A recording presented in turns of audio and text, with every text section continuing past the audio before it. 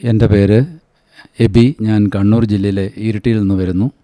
L റൂഹ ധ്യാന കേന്ദ്രത്തിലെ അത്ഭുത ജപമാല എന്ന ശുശ്രൂഷയിലൂടെ എൻ്റെ മകൻ റിഹാൻ ജോർജിന് കിട്ടിയ ഒരു അത്ഭുത സൗഖ്യമാണ് ഞാനിന്നിവിടെ സാക്ഷ്യപ്പെടുത്തുന്നത്. എൻ്റെ മോന് 3 വയസ്സുള്ളപ്പോൾ തൊട്ട് കാറിലോ ബസ്സിലോ യാത്ര ചെയ്യുമ്പോൾ വോമിറ്റ് ചെയ്യുന്ന ഒരു പ്രശ്നമുണ്ടായിരുന്നു. അത് വളരെ സങ്കീർണമായിരുന്നു. കാരണം ഒരു 3 കിലോമീറ്റർ പോകുമ്പോഴത്തേക്കും അവന് വോമിറ്റ് ചെയ്യാൻ തുടങ്ങും. ബസ്സിലാണെങ്കിലും 3-4 ബസ്സൊക്കെ മാറിക്കയറേണ്ട അവസ്ഥയാകും ഓരോ സ്റ്റോപ്പിൽ ഇറങ്ങിയിട്ട്.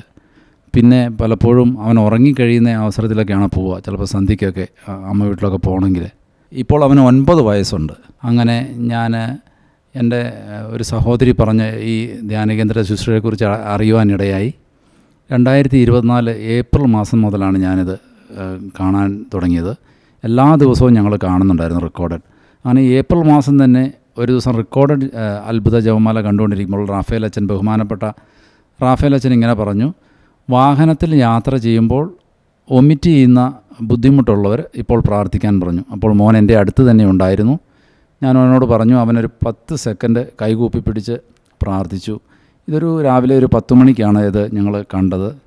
അന്ന് ഉച്ചയ്ക്ക് ശേഷം ഞാൻ എൻ്റെ മോനെയും കൂട്ടി 100 കിലോമീറ്റർ ബസ്സിൽ യാത്ര ചെയ്തു.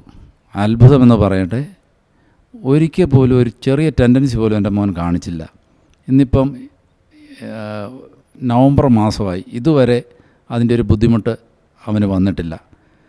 അതുപോലെ തന്നെ ഞാൻ ഒരു പല്ല് പുളിപ്പിൻ്റെ ഒരു പ്രശ്നം എനിക്കുണ്ടായി. അത് വരാനൊരു കാരണം ഞാൻ ചിന്തിക്കുന്നത് ഇങ്ങനെയാണ്.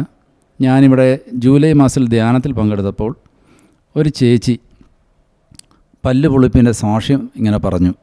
അപ്പോൾ ഞാൻ വളരെ ഒരു നിസ്സാരമായിട്ട്, എനിക്കൊരു ലേശം ഒരു പരിഹാസം പോലെ തോന്നി. ഇതൊക്കെ പറയേണ്ട കാര്യമുണ്ടോ, ഇത് എത്ര നിസ്സാരം, ഇതെന്താ ഇതിന് ബുദ്ധിമുട്ട്? പക്ഷേ പെട്ടെന്ന് തന്നെ ഞാൻ മറിച്ച് ചിന്തിച്ചു. ഒറ്റയാഴ്ച കഴിഞ്ഞില്ല എനിക്ക് പല്ലുപുളിപ്പിൻ്റെ അസ്വസ്ഥത തുടങ്ങി. അതും ഒരു ജപമാലയിൽ പങ്കെടുത്തപ്പോൾ അച്ഛനിങ്ങനെ പറഞ്ഞു, പല്ലുപുളിപ്പിൻ്റെ ബുദ്ധിമുട്ടുള്ളവർ ഇപ്പോൾ പ്രാർത്ഥിക്കുക.